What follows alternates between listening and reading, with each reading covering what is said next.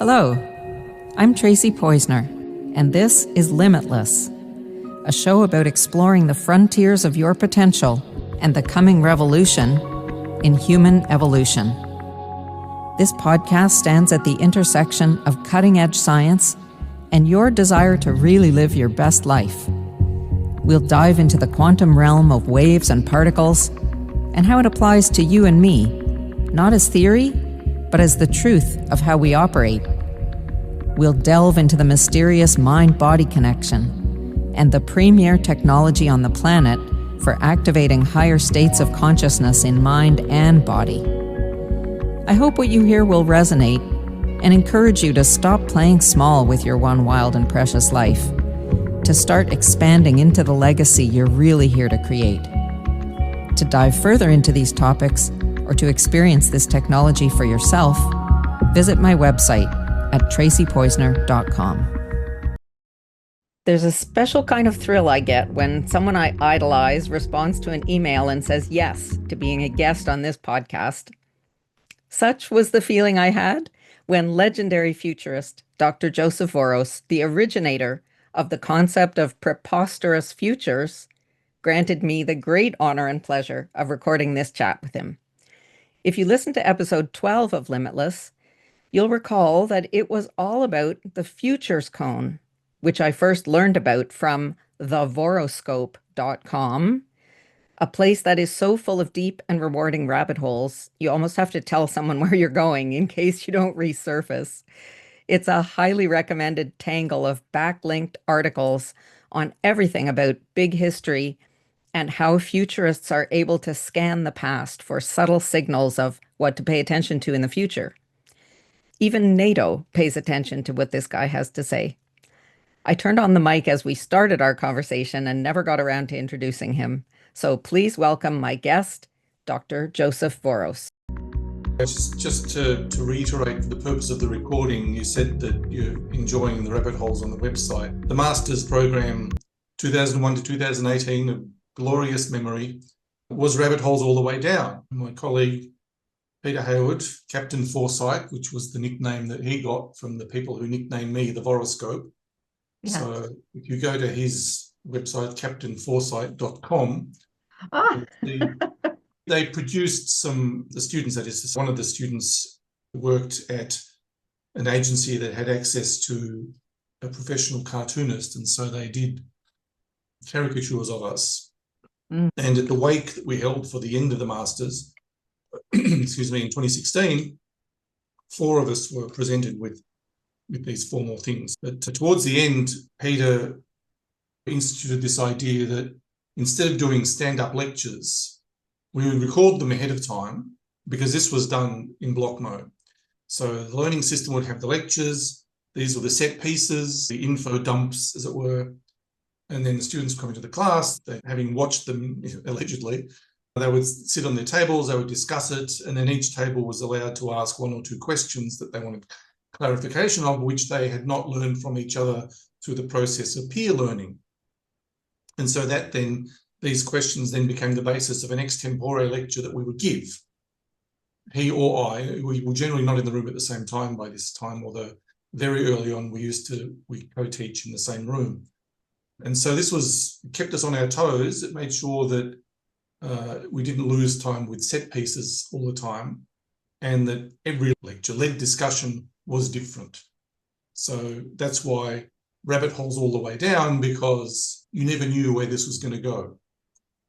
But what a fantastic experience that must have been. Apparently, obviously different for us, but we did write about this in a couple of pieces that you can find linked on the website. Big History was cosmic evolution, as I understood it then, as a physics student, or even before I became a physics student, as having read the stuff by Asimov and then Carl Sagan stuff, was like, that was my worldview.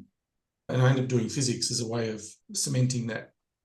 So that paper talks about how I've used Big History as a kind of framework for the sum total of all human knowledge. So there's a whole series of posts around that. I haven't got to the 7th one yet, because by God, that's hard to translate that into electronic form. The whole idea that the timeline or the through line of big history from the Big Bang to global civilization, or from quarks to consciousness, or from hydrogen to humanity, however you want to call it, that provides a natural framework for filing information, factoids as they come in. And so with that in place, you're less likely to overwhelm. At least that's what I claim. And so in my lectures to undergraduates, because I taught big history for a few years at undergraduate level, I'd say that basically big history is a fantastic way of understanding the future, because I had the great good fortune in my academic career of teaching two basic subjects, two topics: everything that's ever happened since the Big Bang, and then what came after that. And that kind of appeals to my mind, which likes to integrate. My doctoral thesis was on unified field theory, Einstein's particular form of it.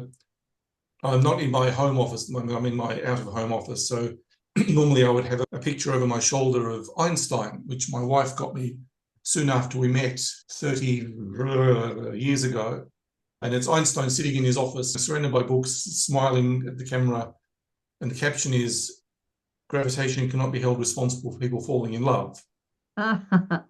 I'd spent my time trying to understand his thinking, general relativity, but then what came after that, which was unified field theory. How do you unify electromagnetism with that? It's generally held to have not worked, but my doctoral work showed that not so fast. The theory was rejected for the wrong reason. But I never pursued that because I never ended up going into an academic career. There was some difficulties in that, and so I ended up going out to work in the real world, quote unquote. Yes, you were at Netscape. I was at Netscape, yes. That was a kind of a bizarre time. I can imagine.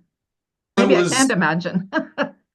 And so Netscape, I was told by people who were Silicon Valley people that Silicon Valley operates sort of 10 times faster than anywhere else in corporate America. This is the late 90s. And then people who were Netscapes, or Netscapers, I became a Netscapee, involuntarily set free into the world. Go forth, fly the coop. That's being booted out, not spread your wings, young thing. Yeah. And they said that Netscape was 10 times faster than anywhere else in Silicon Valley. So you're 2 orders of magnitude faster than conventional corporate America. So it was a highly, highly accelerated mindset of the place. Jim Clark, who was the founding chair, wrote a book called Netscape Time, which is an in-joke because it's about his time at Netscape. But there was a thing within Netscape, oh, you're on Netscape time now, which is cranked up to 11, and so just go. And the basic maxim was better to seek forgiveness than permission. So a lot of stuff happened, got done, that when it works beautifully, when it fails, it crashes badly. And there was a brief and shining moment of a couple of years there where Netscape was the sexiest company in the world. When I travelled, because I was based in Australia in the Asia Pacific operation in Melbourne, when I travelled to corporate twice, you'd wear the branded T-shirt, or so the branded shirt. It was like a light sort of brushed denim sort of thing with the Netscape N emblazoned on the chest. And I'd be waiting in line at the immigration queue at Los Angeles, and people say, "Hey, Netscape, kick Microsoft's ass." And so there was that thing. And after that, it was like kaput. Netscape got bought by AOL, and that was the end of that. And so you can see this in a documentary called Valley of the Boom, which has some of the actual people from Netscape there, Clark and Barksdale, the chair and the CEO, a few of the others. Andreessen didn't want to be involved in it, so they got an actor to play him. And they break the fourth wall in that. He looks at the screen and says, "I'm not actually him, I'm an actor." So and at moments they break into song and various things. So it's 3 companies, but Netscape is one of them. So that was weird. And it talks about the bit where the browser wars were happening. And I got fired at the end of episode 4, start of episode 5. So I was part of that mass series of layoffs. We got back from Christmas holidays. I'd sat with the director of Asia Pacific in late November, I'm thinking, in Singapore, because I'd done a gig in Singapore, and we were sitting by the Singapore River having dinner, and he said, "Oh yeah, I've got the word is it's going to be tight. The budget's going to be tight." And so that was the first quarter that Netscape made a loss. And so therefore, we're thinking we need to be thinking about where to from here if the fecal matter impacts the turbine, which it did. But we thought we had more time. First day back after Christmas, email from Jim Barksdale, to all at Netscape. We're re-engineering functions. So that's dogbit language for adios tonto and the horse you rode in on. Hundreds of us got fired. I got outplacement consulting and then eventually ended up, I want to become a futurist. That's what I told my outplacement consultant. He had no idea what the hell I was talking about, but he said, I can teach you to network. And so through a process of networking, I ended up, all names led to Richard Slaughter. They always should talk to Richard. So 3 strikes, like you've read the Goldfinger principle, like the third time is enemy action. So I was okay. Yeah. I got to call this guy. I rang him up. I didn't realize you couldn't do this. I rang him up and said, I hear a futurist. I want to be one. What do I do? Now, wow. I didn't. He said, oh, let's meet for coffee. And so he chatted to me for a while. And then I bought some books from him and read them. And then eventually when he was setting up the Foresight Institute at Swinburne in 99, I heard about that. And he called me in early 2000 saying, there's a short-term contract going. Are you interested? Yep. And then during the course of that, I helped out on a small project run by the Foresight Institute.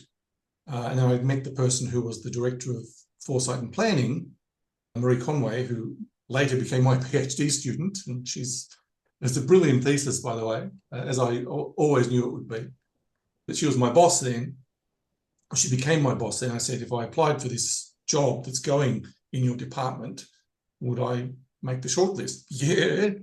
And the university processes being as slow as they were, it took a couple of months, but I ended up starting there in August 2020.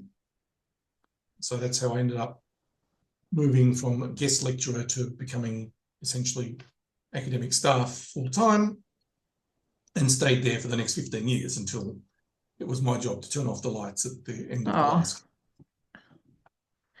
But that must have been, that's tragic to end a program like that. Was so transformative, I think, probably for everybody involved.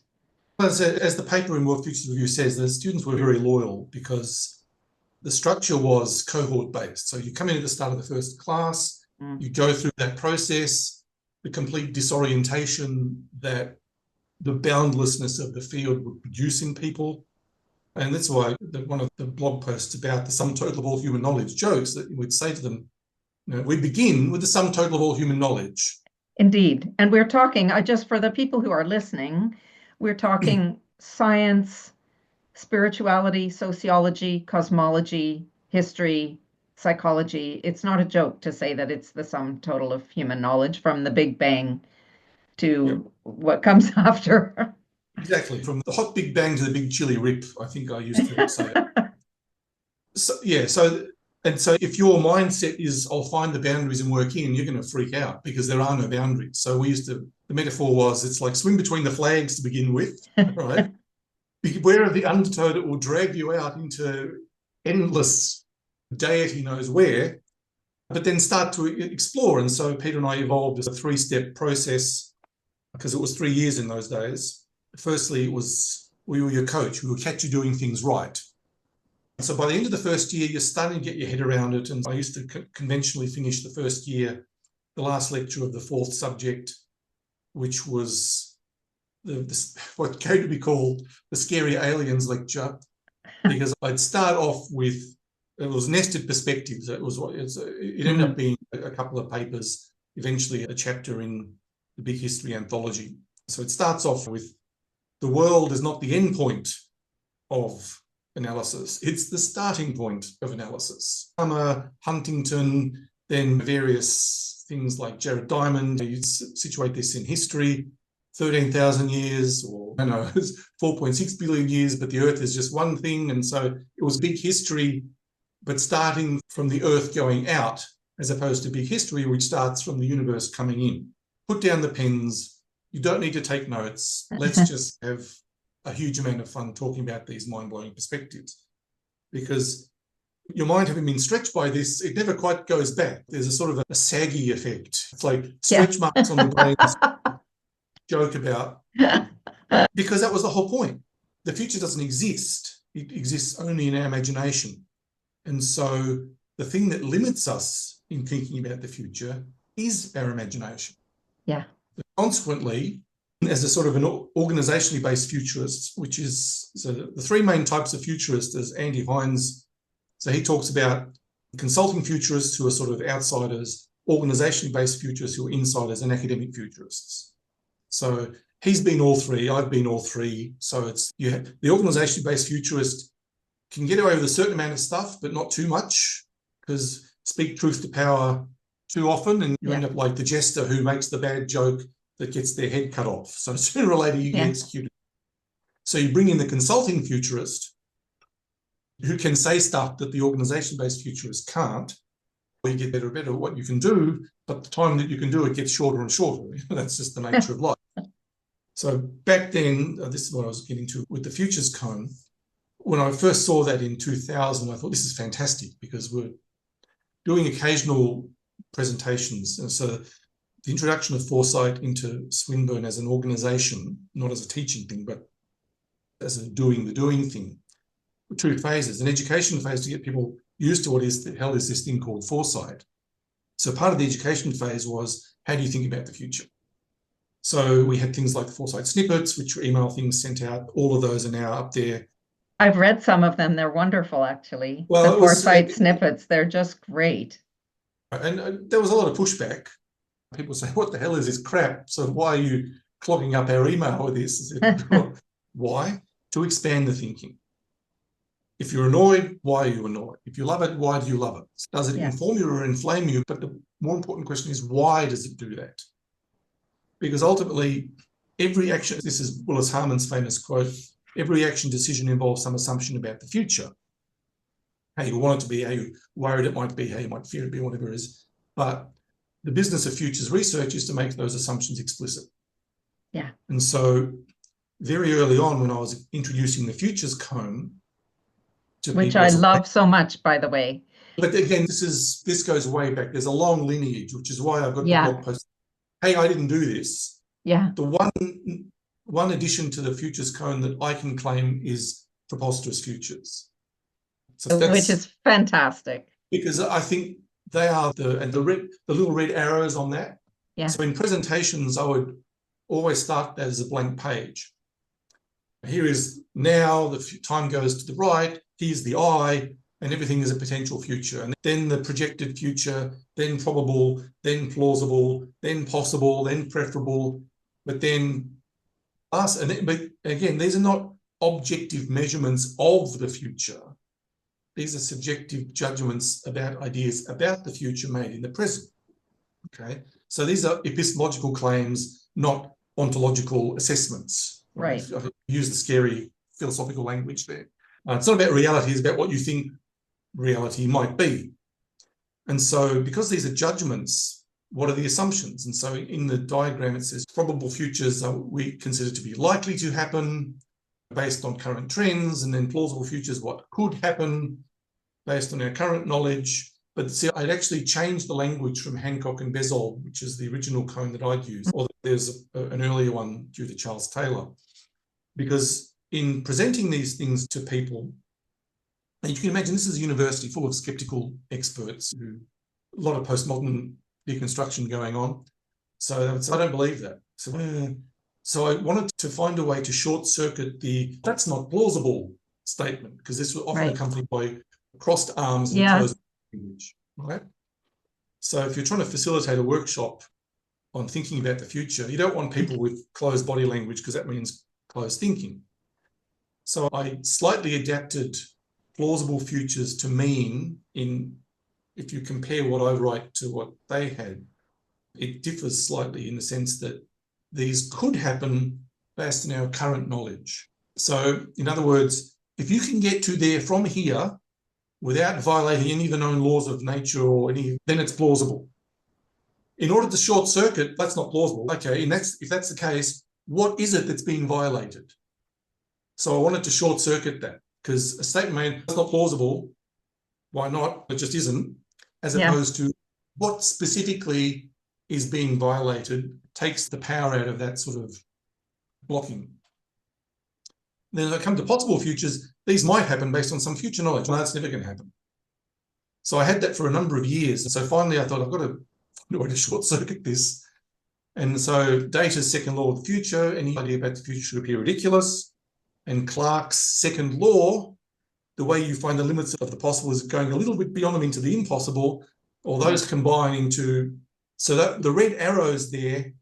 So I would say by that stage, I'm coming to the presentation. It says, if you have this reaction, that's impossible, it's never going to happen. Congratulations, you found the boundary of your thinking. Yes. So use this as a test. What is it then? What assumption, usually unconscious, is being violated? And so the judgment or the reaction, that's impossible, it's never going to happen. Great, that's preposterous. Yes. Why? Why is it impossible? I love this kind of thinking because, in a sense, my work is as like a futurist on the individual level. Yeah. And these are the questions that I ask individual people who I'm working with who are unable to, or maybe they can visualize a future that they can't fully buy into because of some unconscious assumption about themselves or about the world that makes them think that this is not a possible reality.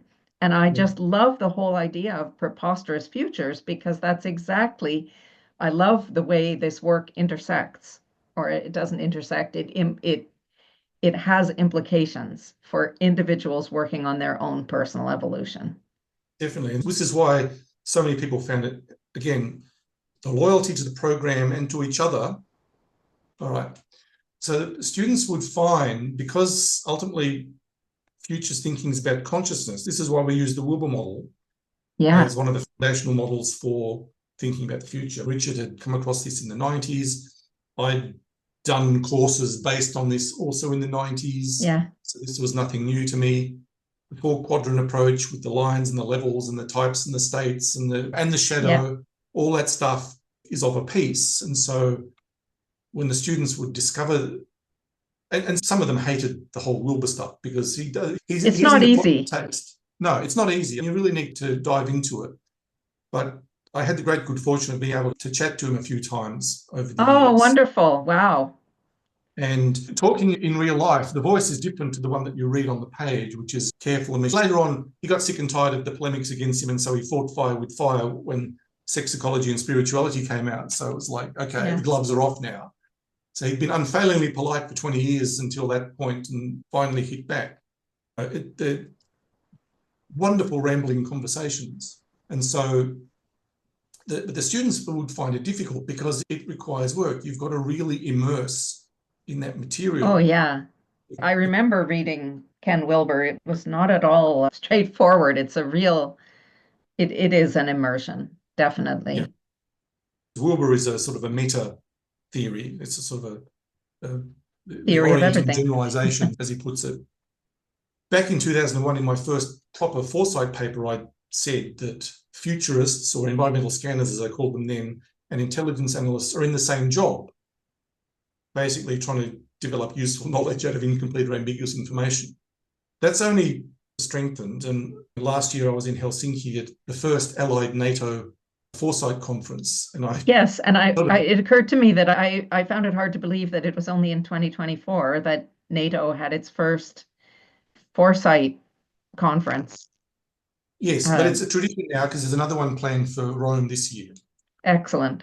Which I'm crossing fingers I can get to. But at that conference, NATO had done foresight before. There was at least a decade or more of foresight analysis, just not a formal conference. A conference, yeah. And part of that was the then head of the foresight branch who'd recruited me in to help. Strategic foresight looks up strategic foresight. And here I've been around for 25 years or 20 years doing this stuff. So that's how I got, would you be interested? Yep, because this was an interest I had, is how do you use this stuff at the geostrategic level and geopolitical level? Because it's a no kidding scary time now. Yes, it is. Getting that way, and it's got more increasingly that way. I basically then doubled down on that and said, look, I used to think they were siblings. Now I think they're fraternal twins. And the only real difference I see between conventional intelligence analysis and futures analysis, or futures intelligence, I talk about futures assessments now because I want to use the same language as intelligence assessments, is the time frame. Because implicitly, all intelligence analysis is about the future, about how something may go. When you make it explicit and longer term, then it turns into foresight, but it's a fuzzy boundary. And that's why I was doing a presentation to a state-based futures network last week. And I said, what advice do you have for us? I said, get with people who do intelligence analysis because they will understand your thinking more than anybody else because they're already halfway there or most of the way there. And so the intelligence mindset and the futures mindset are very closely allied. And Richard J. Hoyer, who was the doyen of intelligence training at the CIA, said this in his book, Psychology of Intelligence Analysis. So I'd read that book and gone, oh, hell yeah, this is absolutely the case. Worry about what you can control. So that's what we told the students. It's like, here's what's going on. Here's the handbasket that we're going to hell in. What are you going to do? Where can you have some agency and operate with the big picture in mind, but locally where you can make a difference? And so this is what I wanted to ask you about the visioning piece, like the futures work of, like the preposterous vision. Where does that come in? Maybe it's not a preposterous vision, but where does visioning come into why is it preposterous? I have a series of slides in my presentations now, which I call Futures Now and Then. And I show statements that were considered satire, right? Because if you've read the Devo post, Dark Clouds in the Crystal Ball, at the end of that, I talk about the corollary to Data's second law, which I emailed Jim about this, and so we finalized the language, but that reality eventually becomes indistinguishable from satire. Yeah. Now, and why? Because satire is meant to be self-consciously ridiculous.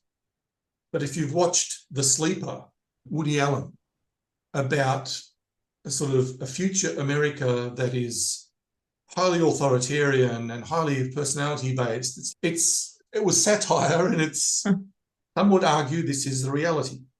Yeah. Without commenting on whether it's good or bad, The Simpsons chose Donald Trump as the president that Lisa Simpson was taking over from in an episode of 2000, March or April 2000, Back to the Future, because in their mind, this was the most ridiculous thing, possibility, and yet that is reality. Just because you think it's preposterous or ridiculous, yes, it was ridiculous. The idea that the Titanic could sink was preposterous, and yet down it went. So my broader point there is, and we had other slides there too. We had a bumper sticker from 2008, was meant to be 2038, where Madman Max will buy your car, prepare yourself for the illegalization of gasoline-powered vehicles, July 1, 2038, the last drop. And it was a picture of a petrol pump with one drop coming out with the knot sort of circle through it. And that was meant as satire. But the European Union legislated that by 2035, they would be illegal. And Norway, they're now illegal, 2025, or at least that was the trajectory last year. And so again, it was intended as satire and it became public policy. So that's on you, folks. That's what he would say. So emerging issues analysis is a way of tracking this. And you start off with the preposterous ideas. Visionary, uninhibited, science fiction, loonies, poets, mystics. You watch that.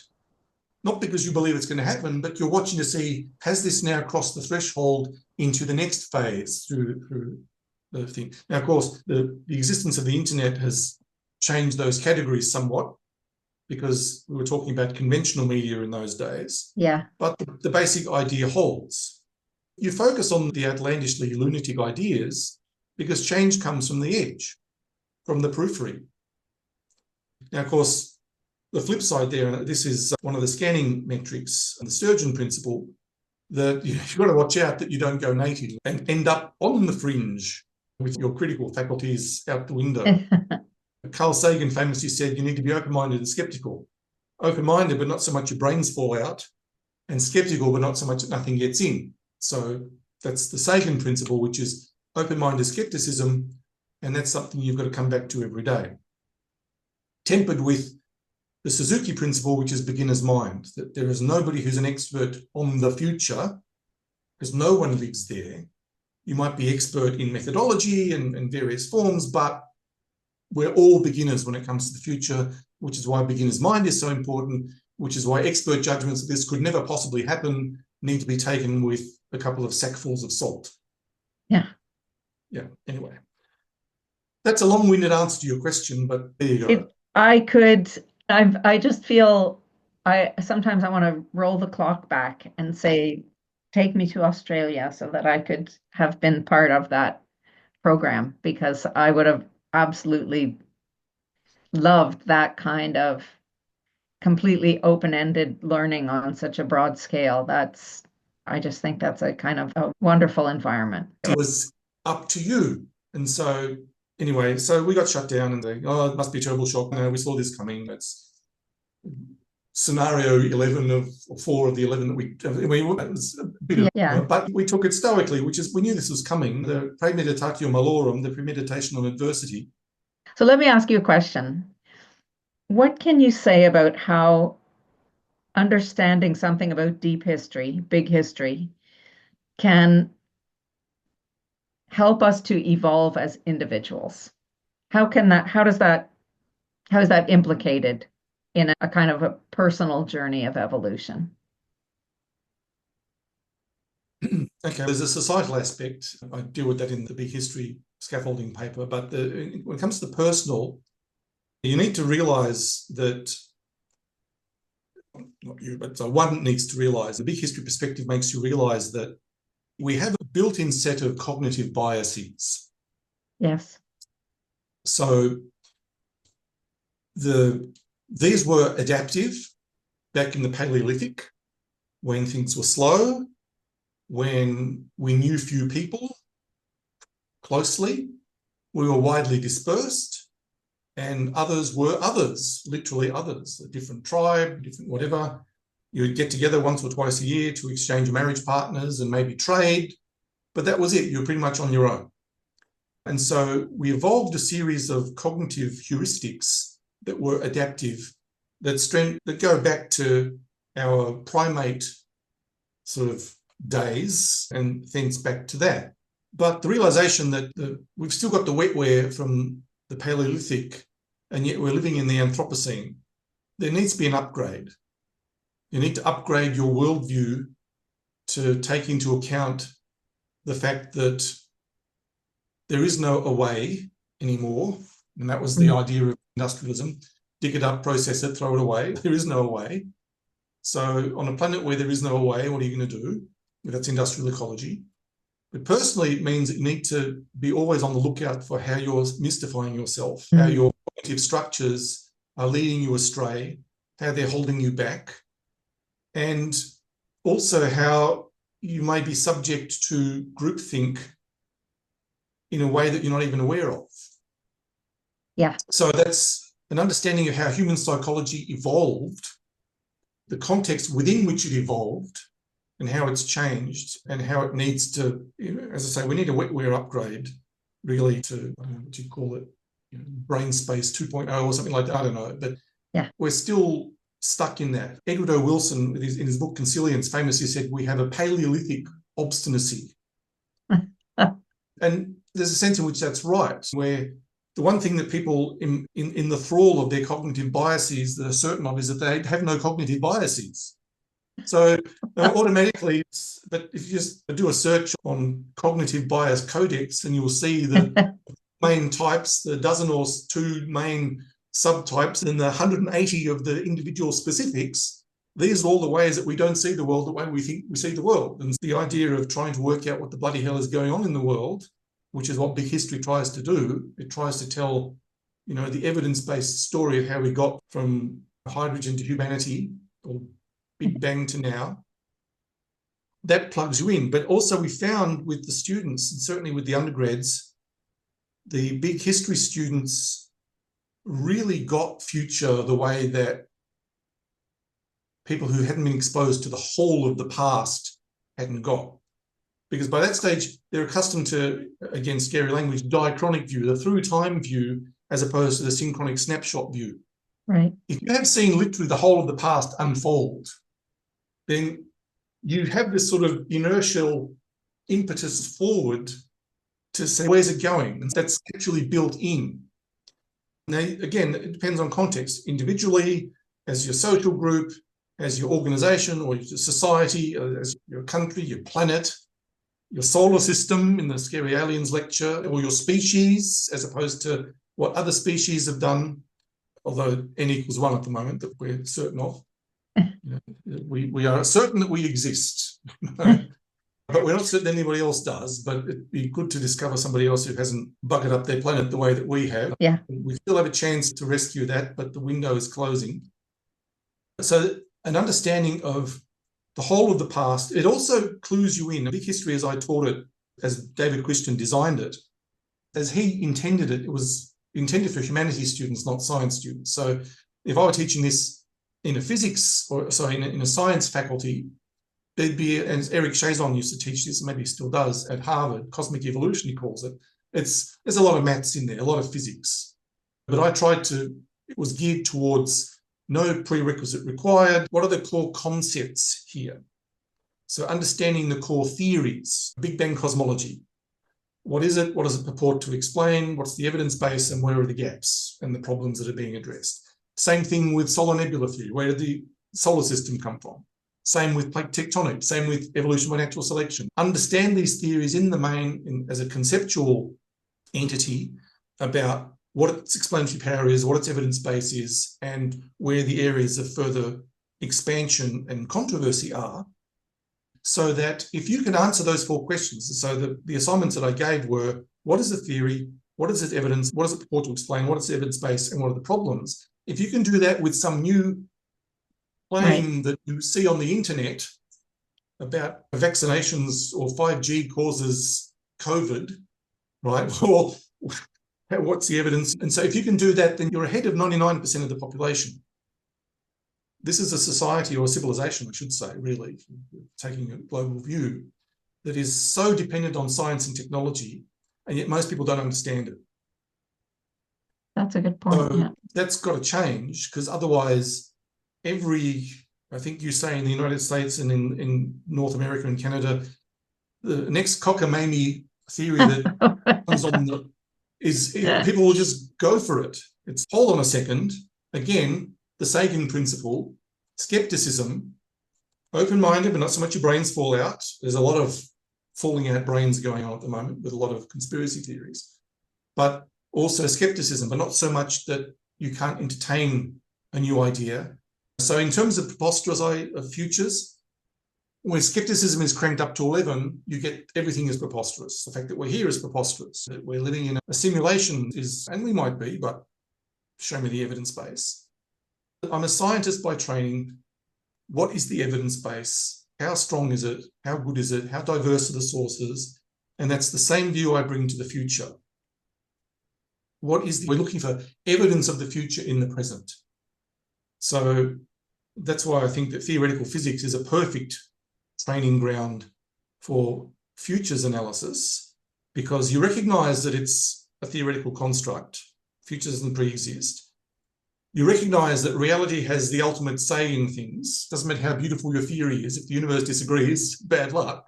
But you're trying at all times to match what the theoretical idea is with the reality that we believe that we perceive. And you're always trying to test that.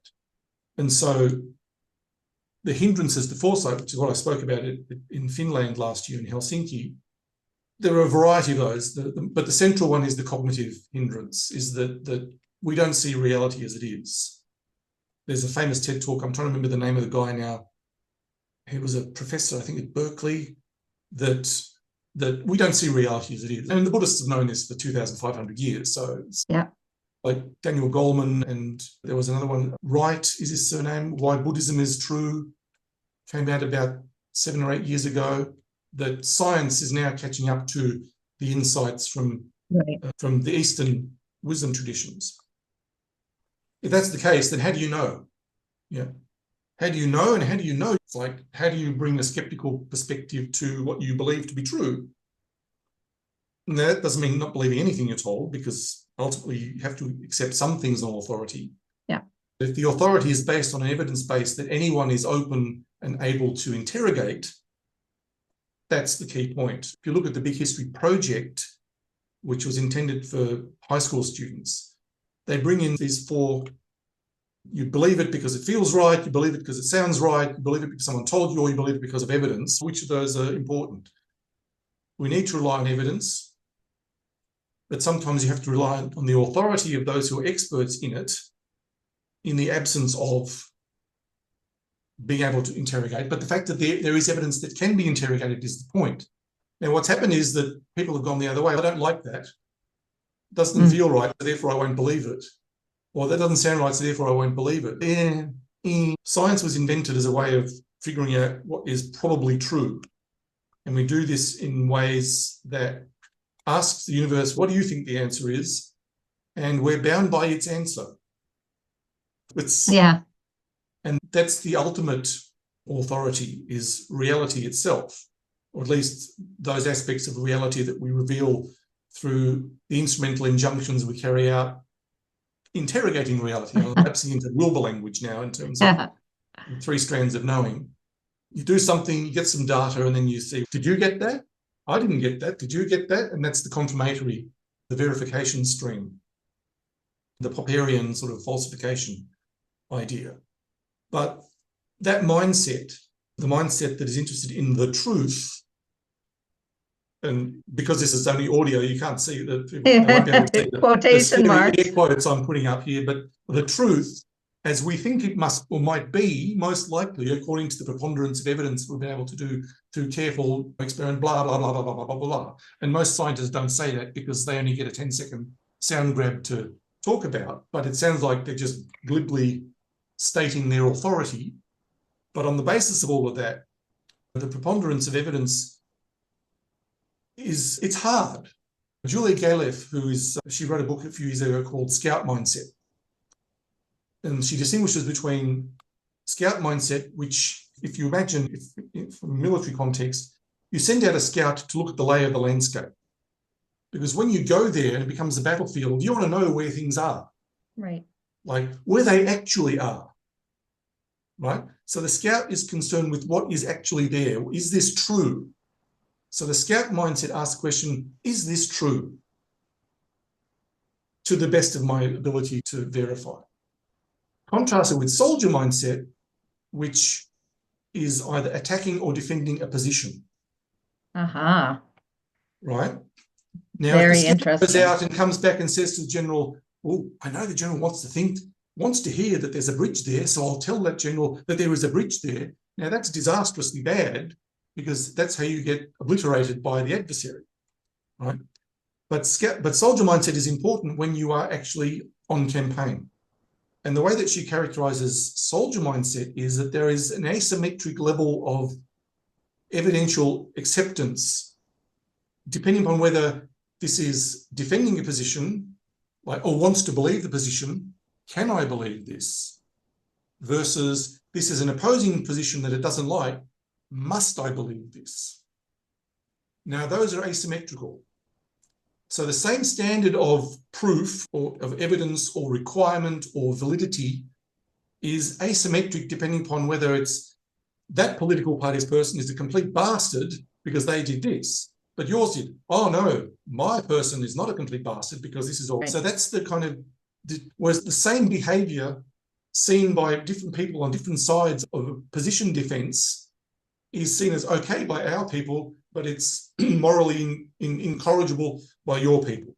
And I'm deliberately not saying anything about which political party. It happens the same here in Australia, happens everywhere. And that's soldier mindset at work. So the scientist, an unbiased scientist, is interested in scout mindset. Is this true? But most political discourse these days is an exercise in soldier mindset, where the tools and the aggression and the vituperative nature of it have been cranked up to not just 11 now, forget about Spinal Tap, it's cranked up to 12 now. Yeah. It's beyond the pale. And so in that highly charged environment, truth, it doesn't matter. Right? Yeah. So that's where we find ourselves. Now, that's useless if you are trying to map out the territory that you're going to have to cross in order to succeed in your campaign. So that's, in the talk last year, I spoke about preposterous futures, soldier mindset, and also De Bono has this concept called movement, where when you make a judgment, the thinking stops. It is or it isn't. So he called this rock logic. It just is or it isn't. Whereas movement is based on what he called water logic, the logic of to and flow, which is this leads to that. And that's the single most important cognitive skill that a futurist or a futures thinker or a futures assessor can cultivate, because it's about, and this means not just suspending judgment and saying that's preposterous, I don't believe it. If you have to believe a proposition in order to be able to reason around it, then you're not a very good analyst. So you need to be able to entertain the possibility, not because you believe it, but because, let's say, what if this is true? Then where does that lead? And where does that lead? And where does that lead? And you're interested in the second, third, fourth, and fifth order effects of that being so, whether or not you think it is so or not. And again, you have to do this in physics, especially mathematical physics, because you start off with some bizarre mathematical structure and you discover that this actually corresponds to some aspects of reality. Who'd have thunk it? As the famous saying goes, the universe is not only stranger than we imagine, it's stranger than we can imagine, at least at the moment. And so that's why I introduced preposterous futures into the cone, is to short circuit that. That's just impossible. That's ridiculous. Let's get out of here. Stomp foot, get the hell out. So why is it impossible? Tell me why. And if you can, well, great. Now, is this assumption likely to remain valid over the time span, the horizon, as we call it, of the futures assessment? And so that's another thing. Is rather than judgment stopping, the thinking stops. Nah, crap. Why? And how is this going? And where could this go? And where does this lead? Right, because you leave it open to it. It's impossible according to what we know now, and yet that the knowledge can change in the future, where it changes from being preposterous to possible. Yeah. Or and even plausible. In talks is the moon landing. That was considered preposterous in the 19th century. Kepler had written in the 17th century, 18th century, it was the 17th century, wasn't he? He'd written a book called The Dream about a trip to the moon. So this was stuff that he dreamt about. By the early 20th century, you had people talking about this as a serious possibility.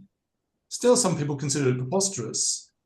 Werner von Braun, when he came to America, he did a whole series of talks about how you could go to the moon, how you can go to Mars, setting the stage for this to be acceptable, so that when Kennedy got up at Rice University and said, "We choose to go," I won't do the accent, that this was his preferred future, which was still not possible because they had to develop the knowledge. That's why the preferred futures subcone of the broader cone goes through all of those. Some people thought this was preposterous, some people said it was possible, and by about 1968, it became plausible.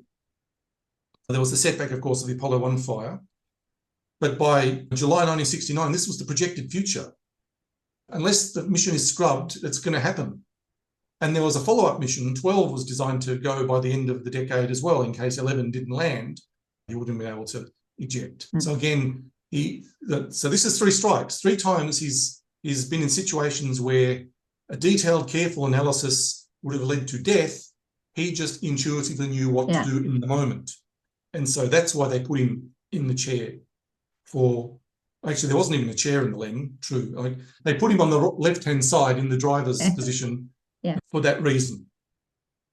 And another vote. Edit this part because it's far more than is necessary for your I was going to say another vote for the value of the intuitive knowing of things, that we often hyper rely on logic and rational thinking and data and analysis, when there are times where the intuitive knowing is going to save your life, or it's your right next move, or it's a vision that you want to pursue, can be an intuitive one that wouldn't maybe make any sense from the logical, rational point of view. Yeah, exactly. But see, in his case, it was based on a deep understanding because he read the manuals, he knew the stuff Right. backwards was upside, because he knew his life depended on knowing how these systems worked. And so when in the mission where the Gemini was docking with the Agena, because this was rendezvous and docking test for the first time, and I think it was one of the later Apollo astronauts was the co-pilot. They docked with this thing and it started to tumble out of control. And he couldn't get control of it. It's getting worse. The co-pilot has passed out from the G-force. He's starting to feel it slipping. So he thinks the only way to get it, and so he starts the re-entry maneuver. That separates out. It stopped the tumbling, and they came back to Earth. And again, they had an inquiry. There was like, what the hell did you do this for? So then they realized this was the only option that didn't lead to their deaths. But again, his intuition was based on a deep understanding, a deep knowledge of how this stuff worked. And all of that processing takes place unconsciously, surfaces as a decision. And it's, in this case, 4 times he made the right decision that could have led to death on any of them.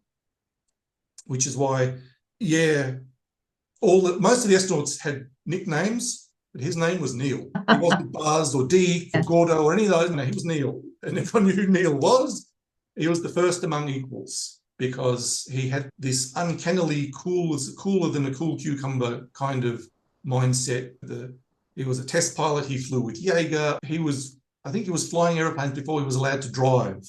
Wow. That's how far back it went, at least in the mythology that I've read about him and internalized. So anyway, yes, there's an argument for intuition, but the intuition needs to be informed by deep knowledge. Yeah, absolutely. This has been a fascinating conversation and a huge pleasure for me to have an opportunity to talk to you. Let me just ask, wrapping up, if there's one thing that you've done in your career that you would love people to know about, what would it be? Oh. Geez, there's a kaleidoscope of things going through my mind at the moment, of course, in my career. I don't think I've got a good answer for that. I think, look, bringing preposterous futures into the realm of seriously discussable things when it comes to foresight, that has bubbled to the top. Yeah. In this moment, at this point in time, simply because it's the stuff that we thought was outlandishly impossible that always catches us out. Data's second law is a law, semi-serious law, for a good reason. It's because and as he has it. Say it again, if you wouldn't mind. Data's second law. So there are several versions depending on how verbose you want to be, but the one that I like to use is any truly useful idea about the future should at first appear ridiculous. But he usually has it as any useful idea about the future should appear ridiculous.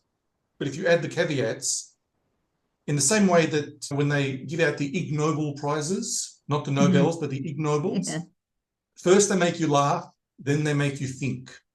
And I think that's the role of preposterous futures, that they make you recoil, but then when you sit with them for a while and you say, why do I think it's crazy? Why do I think it's impossible? Why do I think it's mad?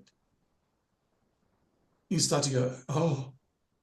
And so when there is that look in people's eyes, when they realize that, that the eyes open and the mouth drops open, that's the value of the preposterous future, or the class of them, which is put aside, yes, it's preposterous, but let's put that aside. Why is it okay? Not judgment, thinking stops, but why? What is it in particular? What assumption is being crossed, usually unconscious, that has led to that subjective judgment? And then you tease that out, and then you say, yeah, okay, it probably won't happen on the time frame of the assessment. But beyond that, don't know. When I was a PhD student, my favorite example of the possible futures, I do this in talks, is warp drive from Star Trek, right? It's based on some future knowledge that we don't yet possess, but we might possess. And it's part of the adjacent possible, which is that term that's used in sort of innovation theory. I think, is it Johnson who uses it in one of his books? The adjacent possible. Innovation happens when two fields grow close enough that the knowledge allows branching out. So that becomes the adjacent possible, in my understanding of the theory, which might be very well be flawed, but that's how I understand it. And so the adjacent possible or possible futures is that, yes, engineering a human being from scratch, like we don't know how to do it yet, but we can see how you might get there. Same with warp drive. In 1994, the paper came out in Classical and Quantum Gravity. Miguel Alcubierre, who was a graduate student at a very well-known general relativity place in Cardiff, Wales, because Bernard Schultz was the professor there, the head of the group. One of the main textbooks in the field was by Schultz. And Miguel had dreamt up this idea of what would a warp drive solution look like, and say this, you imagine it, and he said, here it is. But when you calculate the components of the energy momentum tensor, which if you want to look it up, you can, but don't bother. But it means you need to have negative energy densities, which are not physically real, that we think are not physically real. So then they start to say, what happens if you have a region of space where the energy density overall is slightly positive, but there's a huge negative bit that's balanced by a positive bit. And so that would look like, so there'd be a bubble. So you put the ship in the bubble, or the ship in the bottle, as it were. And so a whole bunch of us sat down, there were a few of us who sat down as students in general relativity and calculated these components, and oh, damn, you need negative energy densities. But the idea has caught on. And so if you go onto archive, arxiv.org, which is the physics preprint server, and type in warp drive, you'll see dozens of papers on people trying to work out how do you make this happen. So it's possible in the sense that we're trying to work out how you make this, but it's not plausible yet because we can't see how you get from there from here. Again, I use that example in teaching and in presentations, but the preposterous futures I'm happiest with because as a way to try to short circuit the crossed arms, don't believe it, that's a load of crap, get out of here kind of energy, which is not conducive to good futures thinking. Because once there's a judgment, the thinking stops. So how do you move past judgment to movement to look for the second, third, fourth, and fifth order effects that flow from that? So yes, preposterous futures is, I don't know if that goes on my headstone, but I'm super happy to hear you say that because it was what hit me like a smack upside the head when I first heard about it. And I actually did an episode of this podcast on my own talking about preposterous futures because I listened to it actually. It feels so relevant to me on the personal evolution scale of moving out of our fixed mindset and limiting belief patterns that we have into something that feels preposterous. And that's where I love to work there. That's my playground is preposterous futures. So I'm really happy to hear you say that. And this was such a pleasure for me. This comes from a background in personal development. I did a lot of courses, and of course, there's a whole lot of stuff that's new age nonsense, but there's also stuff that's based on some serious work. And so you've just got to find the people who are doing the serious work. Fortunately, I found some, and the key idea goes back to Richard Bach's illusions, right, where you try to imagine your ideal future state, and then. And of course, this was taken to ludicrous extremes by whatever it was, The Secret, where you just manifest it. Right. There is a sense of that, but that is what you're doing is you're attuning your reticular activating system for the situations where you are moving towards the end goal. Not that I write down, I want $1 million, you put it aside and then you just wait. That's the stupidification of that idea, right? I agree. It's an active participation. It's a participatory universe we're in after all. So with Stephen Covey said, habit 2 is begin with the end in mind. So what is it that you want? And so with that in mind, then you can start to make moves, or you can start to recognize opportunities that take you in the broad direction in alignment with where you want to be. Maybe not exactly, maybe it's oblique, but at least it's forward motion. And sometimes it might be reverse motion because you're getting around behind an obstacle, whatever it is. But if you don't entertain the ideal state, if you discount your ideal future state as something that's too preposterous to even think about, then you're sure as hell never going to get there. So there is something to be said for getting clear about where you want to go. 100%. Not necessarily as a specific direct destination, but a broad direction. In the generic foresight process paper, I talk about this, and in presentations, so that's the 2003 paper, that says that foresight is options, and strategy development is about setting a destination or a direction. So you need to look at the options, choose the destination or the direction, and then planning comes in. Yeah. But planning without a direction is pointless, and setting directions and destinations without a wide array of options is limiting. So this feeds directly into, what I think the essence of what you were talking about is explore your options, choose where you want to go, and then it's not sitting back and waiting for the universe to deliver it unto you. It's being an active participant, which is being on the lookout for the situations that move you towards in the broad direction or towards your endpoint. On that bit of brilliance, I'll say we should wrap up here, but this has been wonderful. Thank you so much for this. It's been a pleasure talking to you. And like I said, I've just had the best time on your website. I could spend hours in there just following the links. That's why it's there. The Voroscope. Anyone can go there and have the same good time that I had. It's been a great pleasure. I don't get a chance to speak about this much anymore, at least not in such an open way. I'm constrained somewhat by the context within which I operate now, but it's a great deal of fun to be able to talk about this to a broader audience than I typically get these days. So thank you for your invitation. And I highly recommend you get Andy Hines onto the program. I'm going to look him up. Yes, definitely, because he was one of the futurists that I looked to for advice when I was apprenticing. I mean, he'd apprenticed himself to a couple of the well-known ones. Then I apprenticed, and then, so this is a continuing apprenticeship. I'm still an apprentice. There are still people around that I can learn from, but I'm down the track, so I'm able to help some people. So I'm simultaneously an advisor, but also an apprentice. And I think it's important to never lose sight of the fact that we can always learn something from someone, provided You we're bet. open to it. You bet. Thanks again very much. My pleasure. Thank you. All right. You take care. Bye.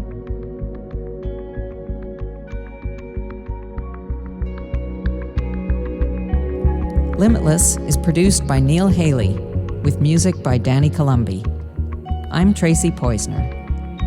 If you're an innovator, a business leader, or a high performer with deep curiosity about the uncharted reaches of your own potential, visit tracypoisner.com for an accelerated pathway toward unimagined achievements and legacy milestones. I'll look forward to meeting you.